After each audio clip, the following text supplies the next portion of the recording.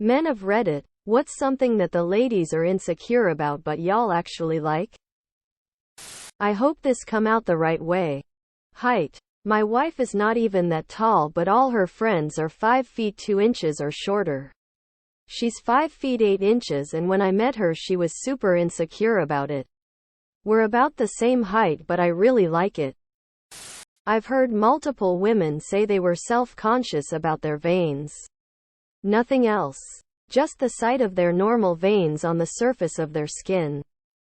But call me crazy. I like a woman with a vascular system man shrugging light skin tone. My missus has a filthy laugh. She's embarrassed about it, so it only comes out when she really finds something funny. If I could, I'd IV that straight into my veins. What she looks like first thing in the morning. I personally don't have a problem with big noses. The silly little sounds and goofy things they say and do randomly throughout the day. Could be singing, or just randomly making sounds, or narrating their actions. It's adorable and heartwarming that they're comfortable enough around you to do it. But if they notice you noticing, they get embarrassed. Which is also cute AF. People who've lost a lot of weight, how did you do it? Ate less, ate healthier, and exercised. I didn't make a lot of big changes at once either. First thing I did was cut sodas out of my diet. Then a couple of weeks later, I started leaving cheese off my burgers and hot dogs. Couple of weeks after that, started ordering small meals at fast food places instead of large ones. Then I started eating cucumber slices instead of chips, fries. Then instead of eating shit like candy bars, I switched to chocolate-covered fruit. And eventually to just regular fruit. Stuff like that. As for exercise, again, nothing major. First change was walking once around the block I lived on. For weeks that was it. Then I started adding in bicep curls. Then sit-ups. Then push-ups. Then light stretches. Over a 6-month period I went from 345 and walking a half mile, leaving me breathless and with chest pains, to 267 and walking several miles at a time. Stopped drinking and started exercising daily. Honestly, a combination of being poor and having depression. My friend would joke how it's a good thing I got the I don't want to eat anything depression, and not the I'm gonna eat a whole tub of ice cream in one sitting depression. Edit. Wasn't expecting so many people to share their experiences. You're all brave and making good progress. Keep it up. And don't be ashamed to ask for help. I thought I had to power through my situation alone, but accepting that I was at my limits and moving back in with my parents for a bit definitely helped more than I initially thought it would. I get not everyone has that luxury, but reaching out to anyone is a big step one. And to those who have learned to laugh and joke about your situation, I'm totally in the same boat as you. You're my kind of people. Thumbs up. I worked 2 high-intensity jobs. Fast food and retail, total of about 14 hours 6 days a week. And walked about 5 miles total commute for said jobs. Another hour and a half on my feet. I was also still not making enough money to eat well. So, my whole body ached, and I was malnourished. But I managed to drop from 235 to 160 in just a few months. Man shrugging light skin tone. #body by poverty. I've lost about 60 pounds using some of those meal kits.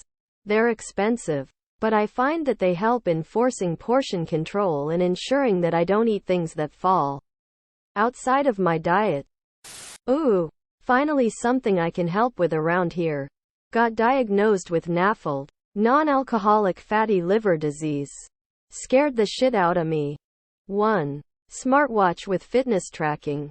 2. At least 15,000 steps a day. I go for what I jokingly call a WOG. Walk most of the way. Jog on the way back. Started over 300 pounds. Down to 270 now. It's hard to jog when you're that heavy. But I'm trying. 3. Mediterranean diet. Scary at first. Awesome now that I've learned about it.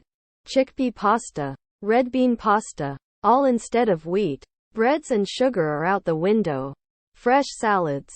Salmon. And best news for me is I can still use my smoker and eat plenty of meats. 4. Food journal that I can track steps. Weight. Sleep.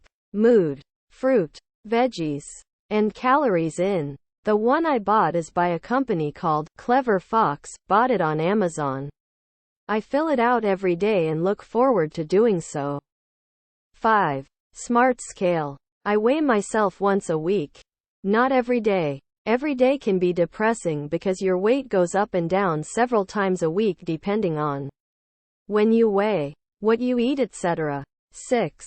Water. Bought a Yeti water bottle that holds 26 fluid ounces, I believe. I fill it twice a day. 52 ounces. Then I get the rest of my water from coffee, sparkling water, etc. 64 ounces of water a day. 7. 16 hours fasting schedule. I only eat after 12 p.m. and before 8 p.m. Never before. Never after. 8. No drinking. Easy for me, but I was never into it. It's just bad for you. It's been working great for me and I'm not going to stop until I'm 210 pounds or under. And #X200B. Good luck. Less than 3. Men of Reddit, what's the biggest green flag in a woman? Us versus the problem mentality.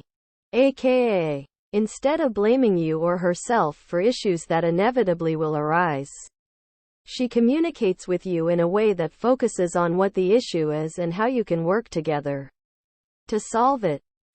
Straight up kindness. I met my wife 11 years ago and fell in love pretty quickly. She is the kindest person I have ever met. Doesn't matter the situation. She approaches all of them with a serenity that I have never been able to match. Every dog gets love. Every baby gets ogled at. You need some help? She is there with work boots on. Homeless? She keeps snacks and cash on hand to give out. I'm having a bad day? She will go above and beyond to make sure I know that I am loved. Emotional intelligence. That will apply for men as well. Anyone who takes the time to wonder why they feel a certain way versus acting on it out of instinct is a gift. I've never been in a relationship before like this in my life. We can talk anything out peacefully. No arguments in years. No insults or hurt feelings. Emotional intelligence is the key. Being capable of admitting when you're wrong. Sense of humor. Though many say this and mean laughing at my jokes. But I want to be laughing at her jokes and quick wit. She asks questions about you to genuinely understand who you are as a person. Not just what you do for work and other surface-level topics.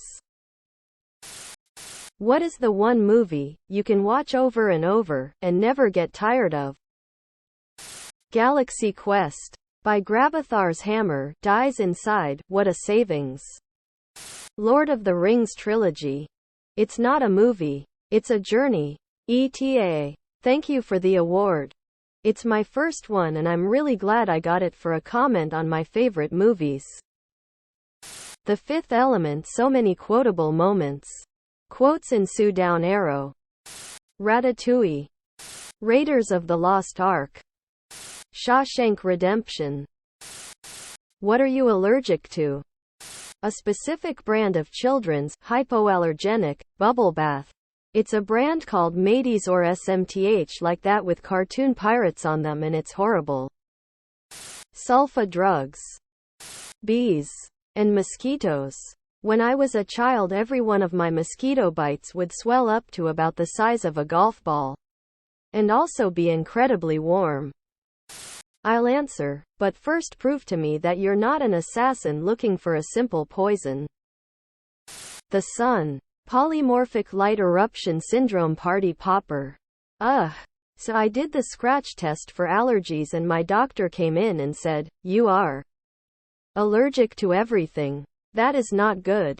To name a few. Shellfish. Cockroaches. The northeastern panel of trees and dust mites. I thought I was definitely allergic to cats. But cats are actually just walking dust mites. Surprise. Also latex. I'm going back next week for allergy testing since it's been a few years and I can't take antihistamines for an entire week. And I'm very much dying. Latex. Guess how I found that one out? Subscribe, my brothers.